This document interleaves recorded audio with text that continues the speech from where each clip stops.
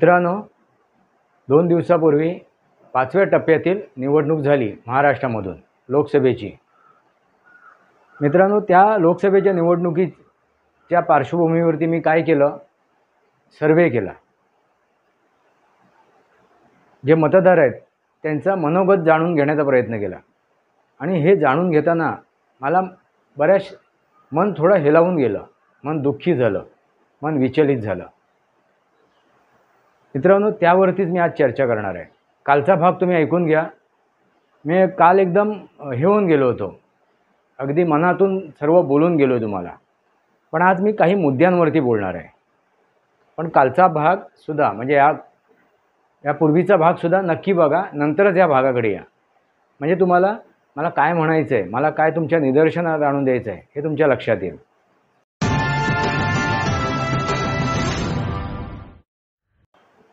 नमस्कार मित्रांनो, वास्तवावर बोलू काहीतरी या शृंखलेमध्ये पुन्हा एकदा आपलं स्वागत। मी आपला मित्र राजेश वासंती सावाजी किळुस्कर। मित्रांनो, मी 2 दिवसापूर्वी जी 5व्या टप्प्यातली निवडणूक झाली लोकसभेची महाराष्ट्रामध्ये, म्हणजे पाच अंतिम टप्पा होता तो महाराष्ट्रामधला। त्या 5व्या टप्प्याची जी मुंबईमध्ये निवडणूक झाली, माझा जो मतदारसंघ आहे उत्तर पूर्व मतदारसंघ, मुंबईमधला उत्तर पूर्व, त्या मतदारसंघात मी आढावा घेण्याचा प्रयत्न केला, मनोगत जाणून घ्यायचा प्रयत्न केला।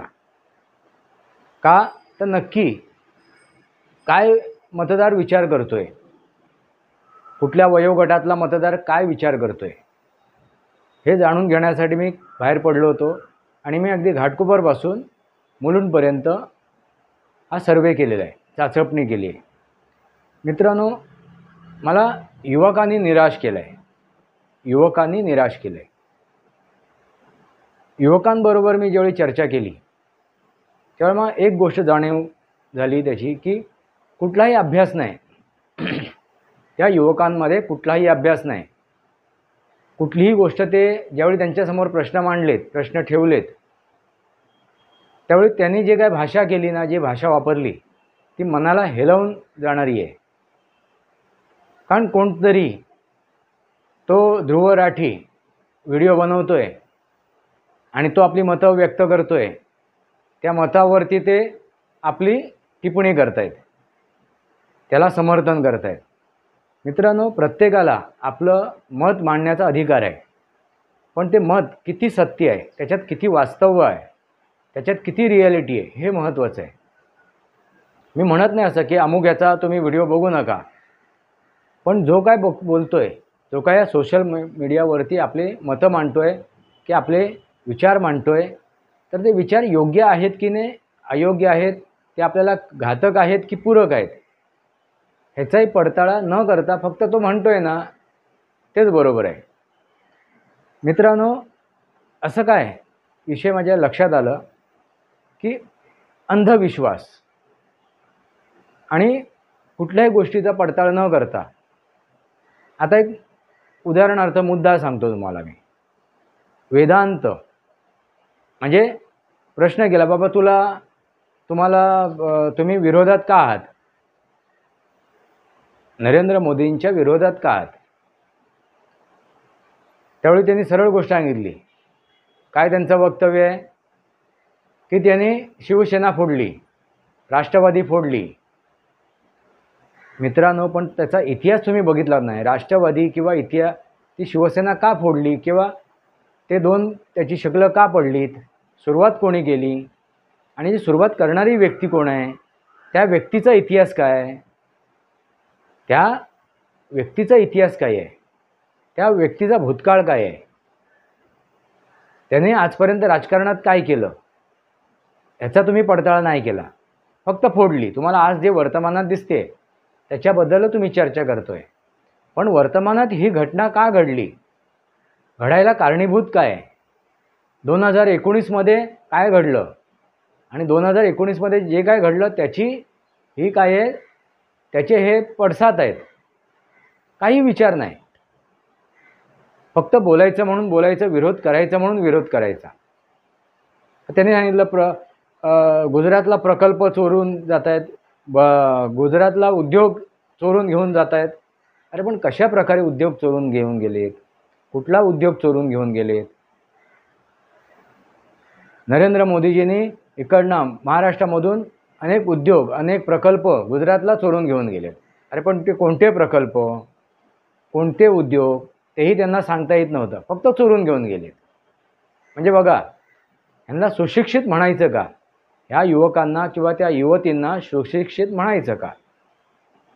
कसलाही अभ्यास नाही, कसलाही पाठपुरावा नाही, कुठलीही गोष्ट त्याची व्हेरिफिकेशन केलेलं नाही, फक्त उचलली जीभ लावली टाळ्याला आणि आपलं एक मत तयार करायचं, आणि तेच मत रेटत जायचं. उद्धव ठाकरे यांच्या वडिलांना चोरून घेऊन गेलेत, उद्धव ठाकरे यांच्या संघटनेचं नाव चोरून गेलं, उद्धव ठाकरे यांच्या संघटनेचं चिन्ह चोरून घेऊन गेलं. अरे पण ते का गेलं? त्याच्या मागे पार्श्वभूमी काय आहे? ही घटना का घडली?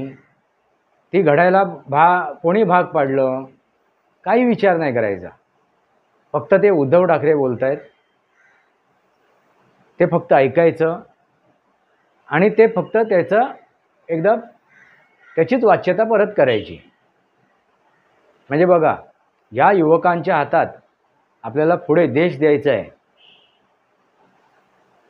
आपल्याला देश द्यायचा आहे, देशाची धुरा त्यांच्या हातात द्यायची आहे. असे युवक जर असे गाफील राहतील, असे बुद्धिहीन राहतील, असे बुद्धिभ्रष्टाचारी होतील, तर कसं काय या देशाच्या धुरा ते वाहतील?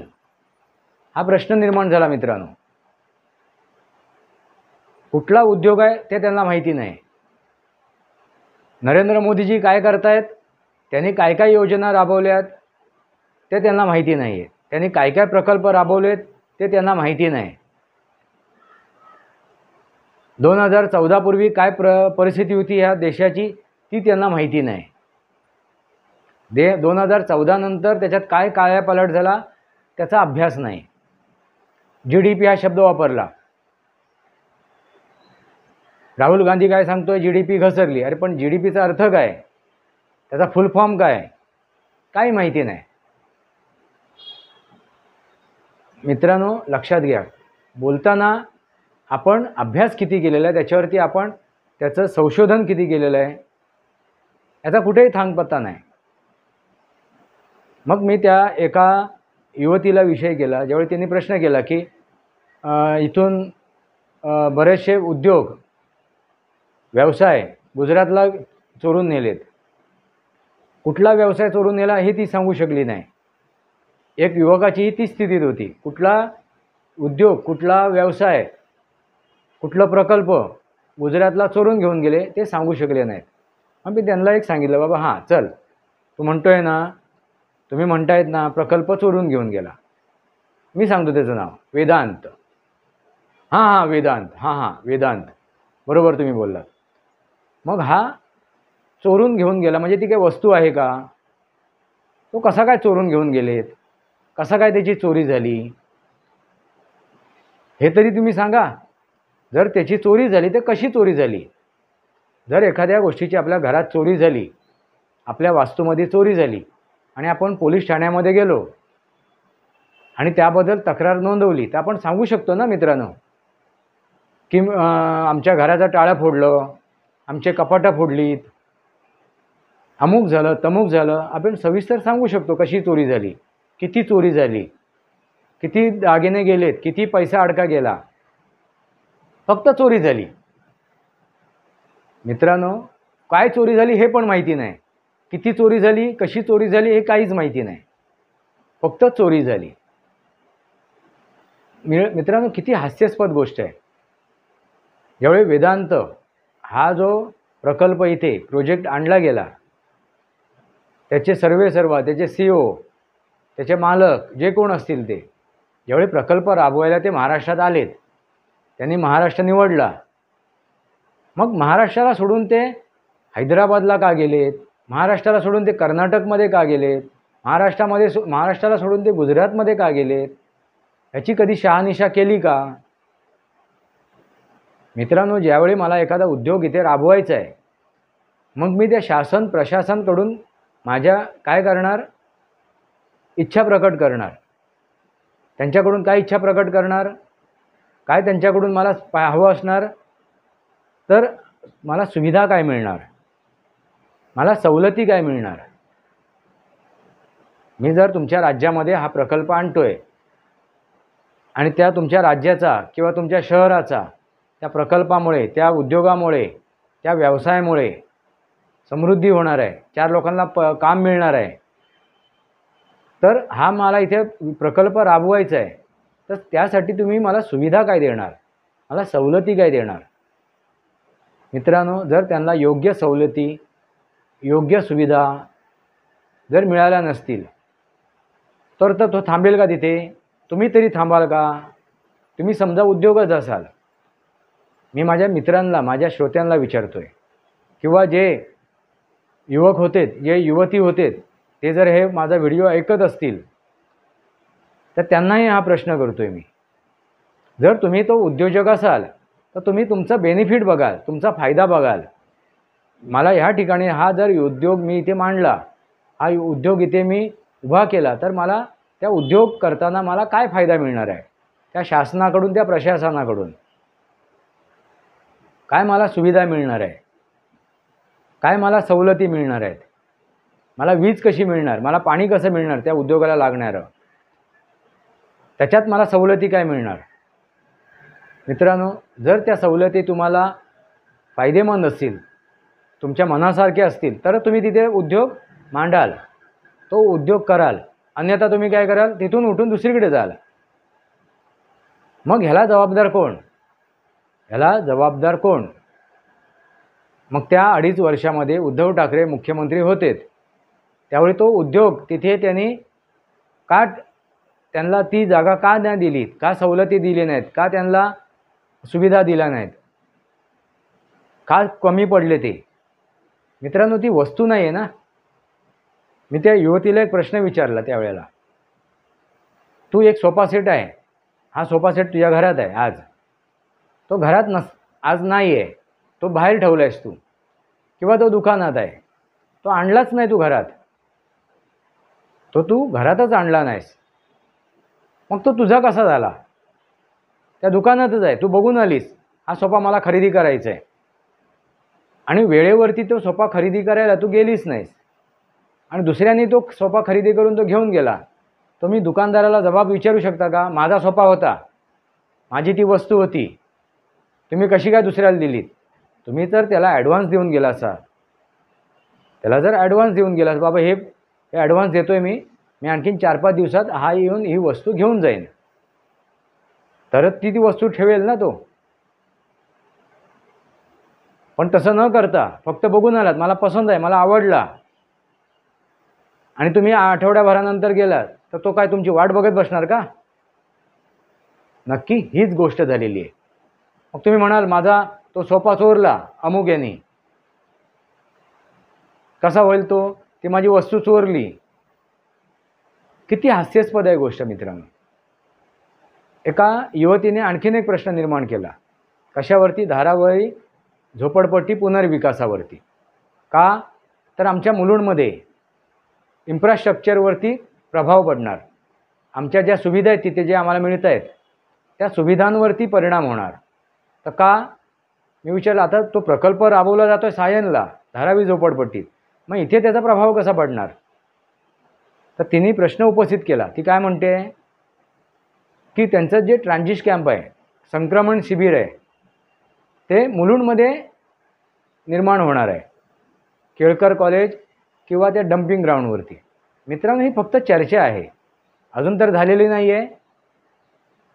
सरकार, जर राज्य सरकार आहे, शासन आणि प्रशासन शेवटी काय करणार? तो प्रकल्प राबवताना त्या प्रकल्पग्रस्तांना कुठेतरी त्यांच्या प्रकल्पग्रस्तांना जागा देणं गरजेचं आहे, त्यांना कुठेतरी स्थायिक करणं गरजेचं आहे.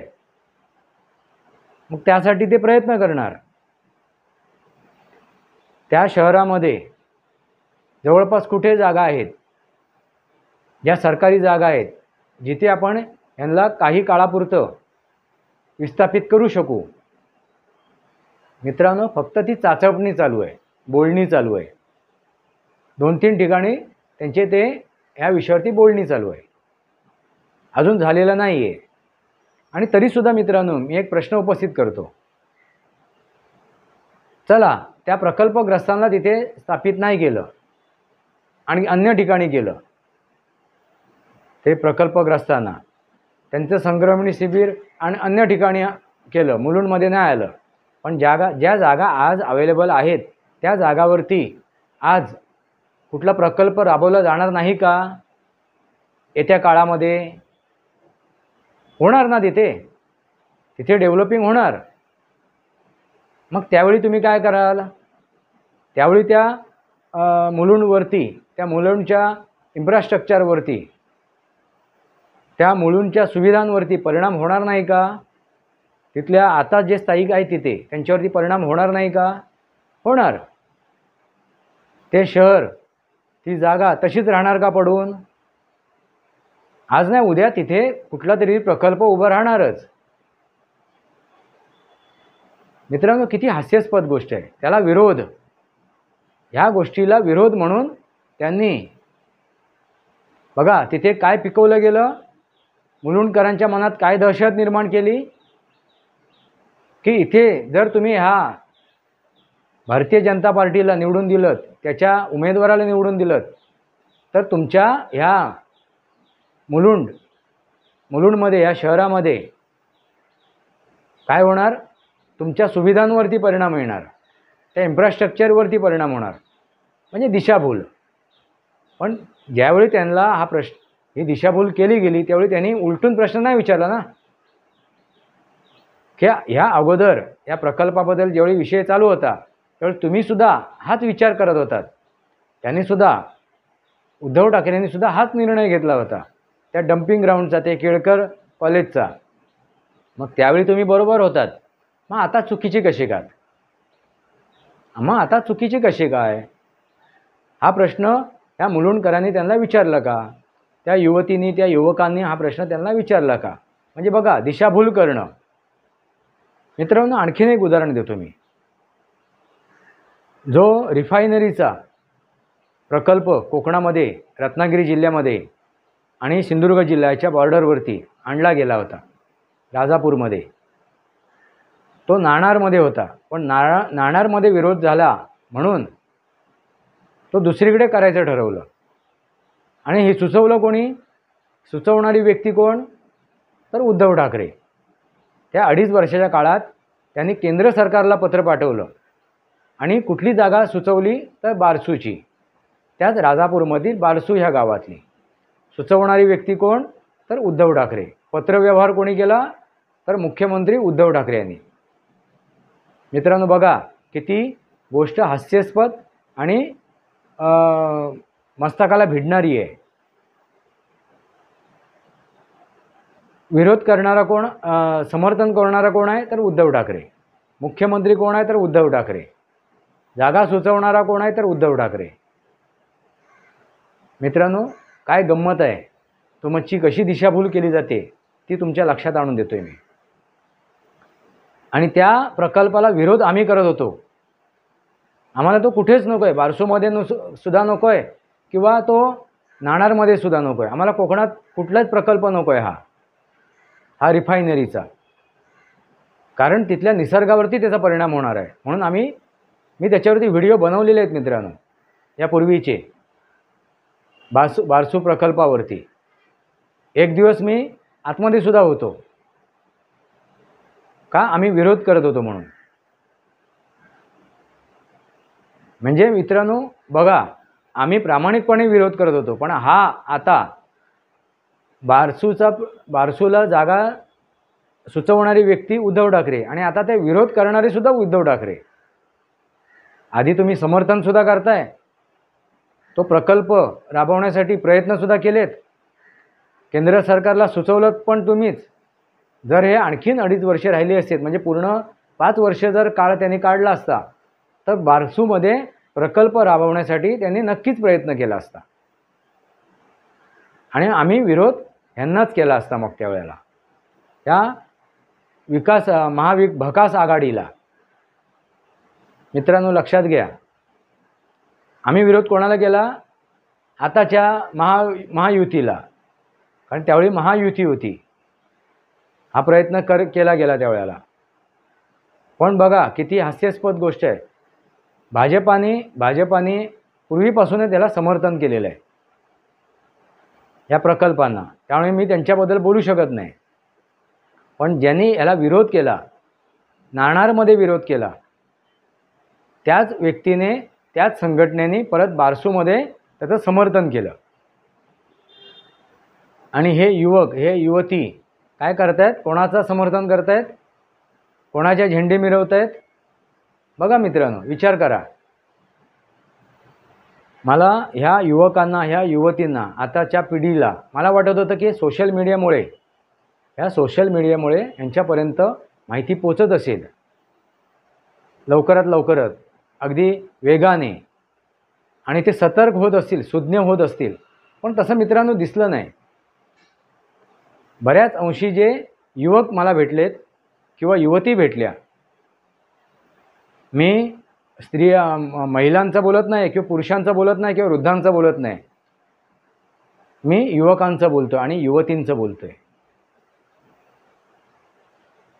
जे ह्या मुंबईमध्ये, ह्या मतदारसंघामध्ये मला ज्या भेटल्यात, त्यांच्यावर मी चर्चा केली, त्यावेळी मला एकच निदर्शनात आलं, कुठल्याही गोष्टीचं काही थांगपत्ता नाही.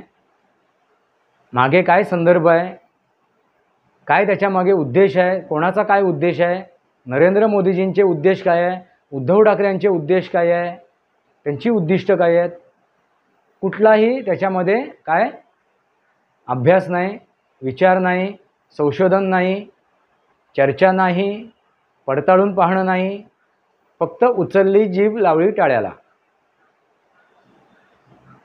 हे म्हणून मी म्हणालो, मला दुःखद ह्या गोष्टी दिसल्या. घरी आल्यानंतर माझी मुलगी नाराज होती, तर तिला मी प्रश्न केला, काय झालं बाबा? तर ती सांगत होती, माझ्या मित्र मैत्रिणींनी जे इथले आहेत, त्यांची भाषा, त्यांचा विचार अगदी उद्धट, जी त्यावेळी ती व्हॉट्सअपवर त्यांच्यावर चर्चा करत होती, त्यांची भाषा आणि त्यांची उद्धट होती, अगदी शिवीगाळसुद्धा झाली. मित्रांनो, ही गोष्ट दुःखद आहे आणि हास्यास्पदसुद्धा आहे. वाईट वाटलं मला. अरे तुम्ही आता युवक आहात, तुमच्या हातात या देशाच्या धुरा दिल्या जातील पुढे, त्या भावी तुम्ही या देशाचे कोणात करते धरते आहात, तर तुम्हाला कसं राहायला पाहिजे? 1800 वर्षे आपण गुलामीत काढलीत, आम्ही फक्त 150 वर्षाचंच बघतो इंग्रजांचं, पण 1800 वर्ष जे ग्रीक, पोर्तुगीज, डच, मोगल का राज्य करून गेलेत, का आपल्याला गुलाम बनवून गेलेत? कारण ही अशी मानसिकता, त्याला कारण ही मानसिकता. मित्रांनो, लक्षात आलं का? कुठलाही विचार न करता उचलली जीभ लावली टाळ्याला. पण तिचीच मैत्रीण, तिचेच मित्र गावाकडचे, म्हणजे जे आपण म्हणतो सोकोल्ड शहरातले अगदी हुशार विद्यार्थी किंवा हुशार युवक युवती, त्यांची मती भ्रष्ट झालेली आहे, त्यांची बुद्धी भ्रष्ट झालेली आहे, हे दिसून आलं. पण ते गावाकडचे जे विद्यार्थी आहेत की गावाकडचे जे युवक आहेत, युवती आहेत, तिचेच मैत्रिणी, तिचेच मित्र, त्याच्यामध्ये फरक दिसला.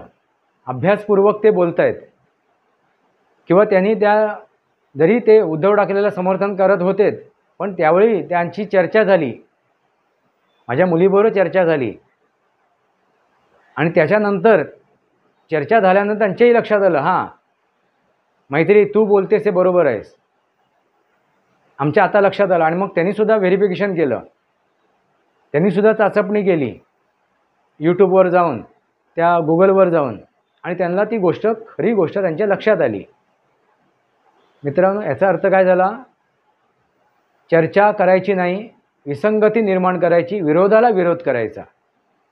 म्हणजे शहरात राहणारा जो युवक आहे, युवती आहे, जो युवक आहे, युवती आहे, त्यांची बुद्धीची पातळी कुठे आलेली आहे हे त्यांनी दाखवून दिलं त्या चर्चेमधून, जी माझ्या मुलीबरोबर चर्चा केली त्यांनी व्हॉट्सअपवरती. आणि काय ते काय एवढं मनाला लावून घ्यायचं? अरे आपण राष्ट्रासाठी, राष्ट्र घडवण्यासाठी मतदान करतोय, योग्य व्यक्तीला निवडतोय. म्हणजे तुम्ही किती विचार करायला पाहिजे, कसा विचार करायला पाहिजे. मित्रांनो, मी पुढच्या भागात बोलेन. मी इथेच थांबतोय, कारण ही गोष्ट तुमच्यापर्यंत येणं गरजेचं आहे, गरज आहे त्या गोष्टीची. त्या युवकांपर्यंत, त्या युवतींपर्यंत मी त्यांचा राग करत नाही, त्यांचा द्वेष करत नाही आहे, पण त्यांना समजवण्याचा प्रयत्न करतोय. वास्तवावर बोलू काहीतरी, वास्तवावर बोलू काहीतरी या शृंखलेला सबस्क्राईब करा, बेल आयकॉन दाबा. माझे विचार पडत असेल लाईक करा, आपले विचार कमेंट बॉक्समध्ये लिहा. तुर्तास इतकंच. भारत माता की जय, वंदे मातरम. जय भारत, जय महाराष्ट्र.